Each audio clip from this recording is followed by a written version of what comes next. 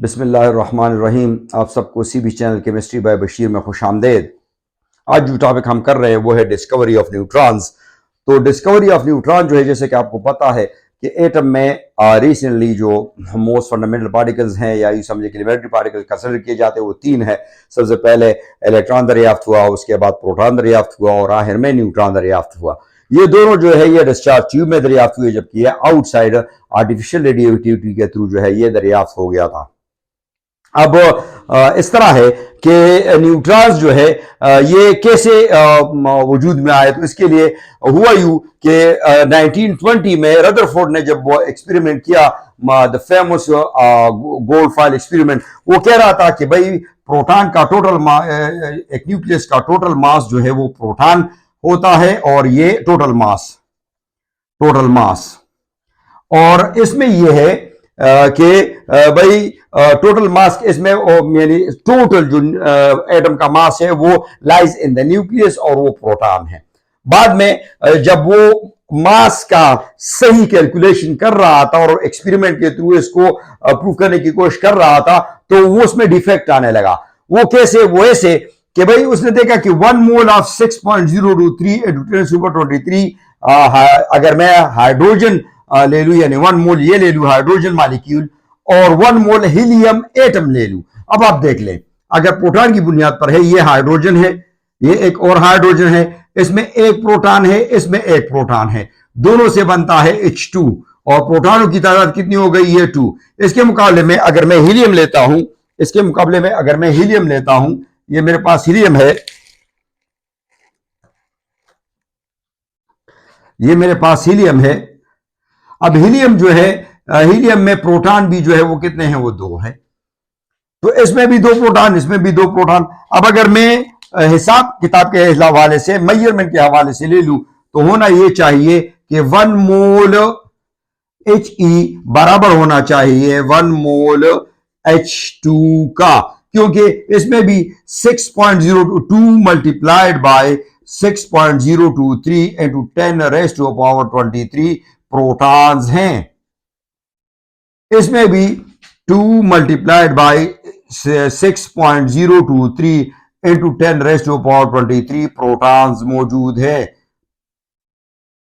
अब दोनों को बराबर होना चाहिए, लेकिन जब उन्होंने एक्सपेरिमेंटली इसको मेजर करने की कोशिश की तो ये साइड जो है भारी रहा और ये कम रहा। इसके साथ उन्हें फिर जब 1 मोल मजीद जो है वो H2 डाला, तब जाकर ये दोनों बैलेंस हो गए। तो इस लिहाज से अगर देखा जाए, यहां पर 2 into 6.023 into 10 super 23 प्रोटॉन इसके, 2 into 6.023 into 10 super 23 प्रोटॉन इसके, ये 4 into 6.023 into 10 super 23 प्रोटॉन हो गए, 4 एवोगैड्रो नंबर प्रोटॉन हो गए, जबकि 2 एवोगैड्रो नंबर प्रोटॉन हो गए। तो होना ये चाहिए था कि ये साइड भारी होना चाहिए था और ये इसमें हल्का होना चाहिए था, लेकिन दोनों साइड बराबर हो गए।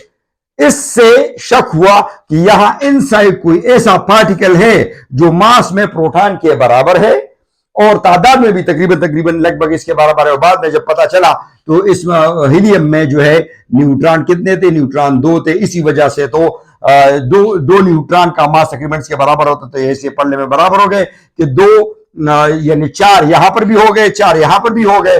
4 Avogadro number, 2 Avogadro number proton, 2 Avogadro number neutron, जबकि यहां 4 एवोगैड्रो नंबर प्रोटॉन, तो दोनों बराबर हो गए। तो ये डिस्कवरी की बुनियाद पड़ी थी और इसके लिए बहुत सारे साइंटिस्टों ने काम किया। इसमें से एक साइंटिस्ट था जिसका नाम था बोथ। उसने बोथ BOTHE एक साइंटिस्ट था, उसने सोर्स लिया रेडियोएक्टिव सोर्स। कौन सा सोर्स था? वो पोलोनियम या यूरेनियम था। यह बात याद रखिए कि रेडियोएक्टिव यहां पर आमतौर पर यह बताया जाता है कि यहां रेडियोएक्टिव सोर्स लिया गया, ऐसा नहीं है। रेडियोएक्टिव वो सोर्स लिया जा सकता है जो सिर्फ अल्फा पार्टिकल एमिटर हो। इसमें से देखिए, इसमें से radio natural radio active particles में जो एलिमेंट्स हैं, इनमें ऐसे भी हैं जो सिर्फ alpha particle emitter, alpha particles emitter. ये जैसे इससे पहले मैंने आपको बता दिया कि ये यूरेनियम, U238, और जो दूसरा है पोलोनियम PO210 हो सकता है। जबकि इसके मुकाबले में जो है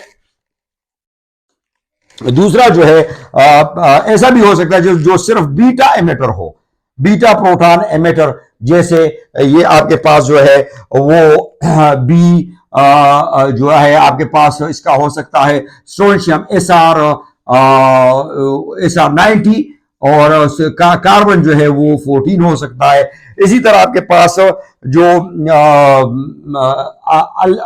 जो गामा एमिटर्स हो सकते हैं, गामा एमिटर जैसे जो है बेरियम BA जो है आपके पास BA133, और CD जो है 109। इस तरह मल्टी एमिटर्स भी हो सकते हैं, मल्टी एमिटर्स भी हो सकते हैं, जैसे CS137। तो ये हमारे काम के नहीं है, इसमें सिर्फ ये अल्फा मेरे काम का है यहां पर, क्योंकि अल्फा रेस चाहिए थे। जिस तरह मशहूर रदरफोर्ड ने गोल्ड फॉइल एक्सपेरिमेंट किया था, उसी तरह का एक्सपेरिमेंट ये भी है। वहां पर भी अल्फा पार्टिकल इमिटर इस्तेमाल हुए, यहां पर भी अल्फा पार्टिकल जो है वो इमिटर जो है वो इस्तेमाल होंगे। तो इसमें अब ये बात याद रखें कि रेडियो एक्टिविटी जो है वो क्यों जो है वो होती है, और तो ये बात याद रखें कि रेडियो एक्टिविटी उस वक्त होती है जब एक एटम के अंदर अनस्टेबल न्यूट्रॉन मौजूद हो, अनस्टेबिलिटी मौजूद हो।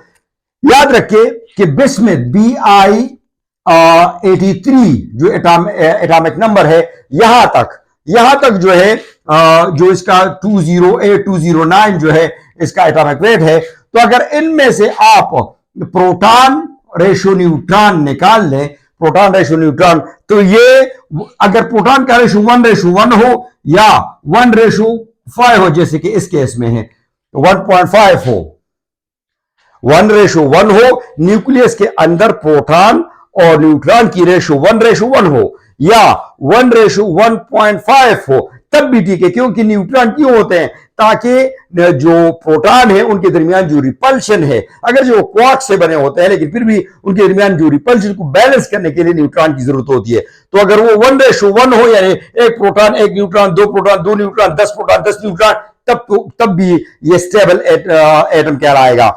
अगर उसमें से एक प्रोटॉन हो और यानी 2 प्रोटॉन हो और 3 न्यूट्रॉन हो, तब ये स्टेबल एटम कहलाएगा। लेकिन अगर इससे बढ़ जाता है, जैसे कि इसके मुकाबले में आप ले लेते हैं जो पोलोनियम है, पोलोनियम 84 है, तो इसका 1.5 से बढ़ जाता है। तो जब 1.5 से बढ़ जाता है, मोर देन 1.1:1.5, तो तब जब रेशो जो है 1.5 से बढ़ जाती है, 1.5 से बढ़ जाती है, तब ये जो है अनस्टेबिलिटी क्रिएट करता है इनसाइड द न्यूक्लियस, और फिर ये क्या होते हैं, फिर ये जो है इसमें से नेचुरल रेडियोएक्टिविटी होती है, रेज जो है ये एमिट करता है, वगैरह वगैरह। अच्छा जी, तो यहां पर ये लिया गया, इसके सामने जो है एक प्लेट रखा गया। वो प्लेट किस चीज का था? वो प्लेट जो है वो बारीक पतला फर्क जो है, इसको कहते हैं BE फॉयल, ये लिया गया, जो कि एटम से मिलकर बना था। ये इसके एटम देख ले, ये इस तरह के एटम इसमें मौजूद हैं, एटम इसमें हो सकते हैं, एटम मौजूद हैं ये, और इन एटम पर जो है इनसे अल्फा पार्टिकल्स जो है वो पड़े, अल्फा पार्टिकल्स जो है वो इस पर बम्बार्ड हो गए, जब अल्फा पार्टिकल्स पर बम्बार्ड हो गए, तो यहां पर उन्होंने मैग्नेटिक फील्ड यानी N और SB अप्लाई किया था, और इलेक्ट्रिक फील्ड पॉजिटिव और नेगेटिव भी अप्लाई किया था, ताकि पता चल सके कि ये जो रेज इससे अगर निकलती है तो जब वो रेज यहां से निकली, और यहां पर उन्होंने उसके सामने एक और चीज रखी, यहां पर उन्होंने उसके सामने क्या रखा? उसके सामने उन्होंने यहां पर पैराफिन वैक्स जो है वो रखा, ताकि इसमें से ये जो रेज है वो एब्जॉर्ब हो सके। तो वो रेज जब इसमें एब्जॉर्ब हो गई, तो यहां पर उन्होंने डिटेक्टर रखा, ताकि डिटेक्ट हो सके कि क्या चीज डिटेक्ट हो रही है, डिटेक्टर। तो यहां पर जो है, जब यहां पर भी जो है देखा गया, तो यहां पर जो रेज निकल रही थी, यहां पर से जो रेज निकल रही थी, यहां पर से वो यहां से कुछ रेज आई इस तरह, जो इसमें एब्जॉर्ब हो गई, और यहां से जो रेज आ गई वो प्रोटॉन थे।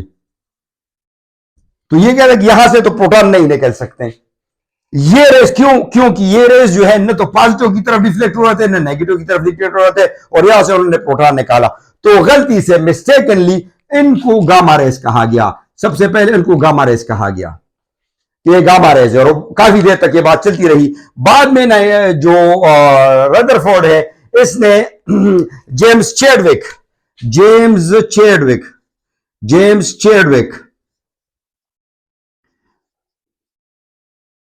चैडविक को जो है काम सौंपा कि भाई ये इस पर काम कर लो, ये कोई और ही चीज है। जेम्स चैडविक ने कहा कि अगर ये रेस जो है, इनकी वेलोसिटी पहले देख ली कि कितनी वेलोसिटी है, उसी वेलोसिटी से गामा रेस उन्होंने पैराफिन पर जो बम्बार्ड किए, उन पैराफिन से प्रोटॉन्स नहीं निकले। तो सिंपल बात हो गई कि ये क्योंकि अगर अव्वल तो गामा रेस प्रोटॉन निकाल नहीं सकते, लेकिन अगर निकालते हो तो उनको हाई एनर्जेटिक, हाई 150 केवी के लगभग जाकर उनको जो है जो रेस है वो चाहिए होते, और जो इनकी वेलोसिटी बहुत लो थी, कम थी। तो उन्होंने कहा ये स्लो, तो उन्होंने कहा कि कोई और ही चीज है, और वो चीज जो है इनका मास है। It has a mass velocity, जो कि मोमेंटम क्रिएट करता है, मोमेंटम, और उस मोमेंटम की बुनियाद पर यहां से प्रोटॉन निकालता है। तब जाकर इसका नाम न्यूट्रॉन पड़ गया। इसी तरह न्यूट्रॉन की डिस्कवरी हो गई। अब अगर ये वो रेस थे यहां से जो निकलने वाले थे, ये न्यूट्रॉन कहलाए। उसकी वजह ये थी कि ये रेस जो है इनका मास भी था और मोमेंटम भी था, और ये फिर बाद में एक्सपेरिमेंट में उसमें इसका मास प्रूफ कर लिया। इसका मास जो है प्रूफ कर लिया कि न्यूट्रॉन का जो मास है वो कितना है, वो है 1.675 into 10 raise to power -27 kg, जबकि प्रोटॉन का जो मास है वो है 1.673 into 10 raise to power -27 kg। दोनों तकरीबन बराबर हैं। अब अगर इसका रिएक्शन किस तरह हुआ, तो रिएक्शन में हम थोड़ा सा आगे चलते हैं, रिएक्शन देखते हैं कि इनका रिएक्शन कैसे हुआ। रिएक्शन जेम्स चैडविक ने ये एक्सपेरिमेंट किया था 1932 में, और उसको फिर नोबेल प्राइज मिला था 1935 में। तो जेम्स चैडविक जो कि इंग्लिश साइंटिस्ट था रदरफोर्ड की तरह, तो उसने ये एक्सपेरिमेंट परफॉर्म किया, और उसने इसमें यहां पर ये वैक्स, यानी उसने लिया क्या, वैक्स, जिसको हम पैराफिन्स भी बोलते हैं, पैराफिन्स, इसमें से वाटर लिया, इसमें से सिलुलूज लिया, इन सब से उसने प्रोटॉन निकाले। तो उससे कंफर्म हो गया कि ये न्यूट्रॉन ही है। इस तरह ये न्यूट्रॉन कंफर्म हो गए। अब इसका रिएक्शन कैसे था, तो रिएक्शन की तरफ हम चलते हैं। रिएक्शन कुछ यूं था कि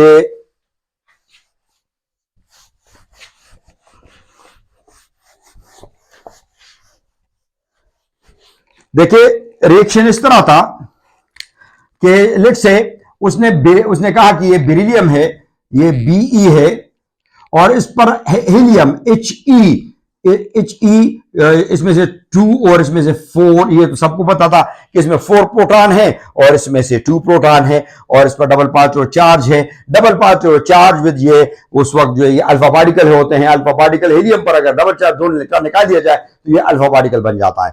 तो उसने कहा कि जब ये दोनों मिल जाते हैं तो यहां से एक नई चीज बन जाती है, कार्बन 6 बन जाता है। इसके साथ जो है कुछ न्यूट्रॉन्स, कुछ रेस जो है, जो बाद में न्यूट्रॉन कहलाए 01, वो निकलने शुरू हो गई। उसने कहा कि अगर सिर्फ प्रोटॉन थे तो ये इसके साथ मिलकर कार्बन बन जाता, ये न्यूट्रॉन कहां से आए, ये क्यों निकले, ये बाहर क्यों निकले। उसने यहां पर जो है बात क्लियर हो गई कि भाई बात दरअसल ये है कि Be जो है, इसमें से 4 जो है प्रोटॉन है, 9 इसका एटॉमिक वेट है, यानी इसमें प्रोटॉन प्लस न्यूट्रॉन 5 है, और प्रोटॉन जो है उसमें से कितने हैं, 4 है। तो इसमें से 5 जो है क्या है, 5 इसमें से न्यूट्रॉन भी है। इसलिए उसने कहा यहां पर जो इसका मास बनता है वो 9 है, यहां पर इसका मास जो बनता है 4 है, तो 4 और 9 13 बनता है। ये 13 जो कि अनस्टेबल रेडियो एक्टिव एलिमेंट है, कार्बन कार्बन आइसोटोप है। अब थोड़ी देर के बाद उससे जो है उसने ये न्यूट्रॉन, ये से न्यूट्रॉन निकाला और ये न्यूट्रॉन 1 0 प्लस जो है इसमें से जो है इसके साथ जो है कार्बन 12 जो है जो कि 6, ये स्टेबल एटम बना। तो उसने कहा कि यहां पर बेसिकली एटॉमिक वेट, तो उसके बाद एटॉमिक वेट जो है वो इन दो चीजों को कंसिडर किया जाने लगा कि प्रोटॉन और न्यूट्रॉन के मास को बेसिकली एटॉमिक वेट कहते हैं। न्यूट्रॉन प्लस प्रोटॉन के मास को, इसको एटॉमिक वेट कहा गया, इसको एटॉमिक वेट कहा गया। Atomic weight, atomic weight, atomic mass और मास नंबर, जबकि इसको जो है क्या कहा गया, एटॉमिक नंबर। एटॉमिक नंबर इसको ए से डिनोट किया गया, इसको जेड से डिनोट किया गया। अब इस तरह दूसरा एग्जांपल भी हम ले सकते हैं। लेट्स से ये एल्यूमिनियम है, एल्यूमिनियम के है, ये यहां पर जो है 13, ये 27, ये एटॉमिक वेट है इसका, और 13 जो है इसका एटॉमिक नंबर है। इसके साथ जो है आपका हीलियम जो है, हीलियम में 2 और 4 5 जो ये हीलियम के से 2 इलेक्ट्रॉन निकालते हैं तो ये अल्फा पार्टिकल बन जाता है। इसको दूसरे अल्फाज में अल्फा पार्टिकल कहा जाता है। अब जब ये इसके साथ मिल जाता है तो व्हाट हैपेंस, इससे होता क्या है, इससे होता यह है कि यहां से 13 + 2 क्या बनता है, फास्फोरस P15, और यहां पर ये 30, ये स्टेबल फास्फोरस बन जाता है, स्टेबल एटम बन जाता है। जबकि इसके साथ ए न्यूट्रॉन जो है 1 0 वो बाहर निकल जाता है। तो इसको इन दोनों एग्जाम्पल्स को आप इसके रिएक्शन के तौर पर भी लिख सकते हैं। उम्मीद है आपको जो है न्यूट्रॉन के बारे में इंफॉर्मेशन जो मैंने दी है वो अच्छे लगे होंगे। कोशिश करें कि करेक्ट इंफॉर्मेशन ले।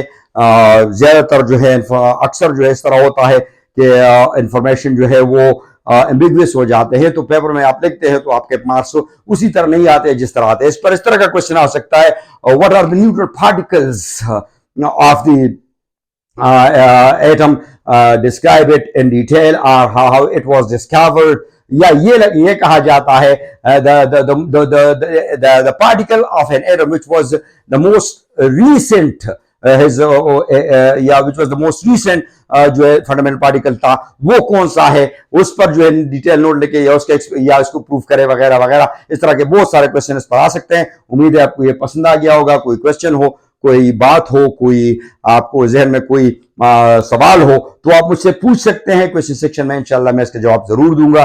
आने वाली वीडियो तक अपना बहुत ज्यादा ख्याल रखिए। अगली वीडियो तक के लिए मैं आपसे इजाजत चाहता हूं। अल्लाह हाफिज।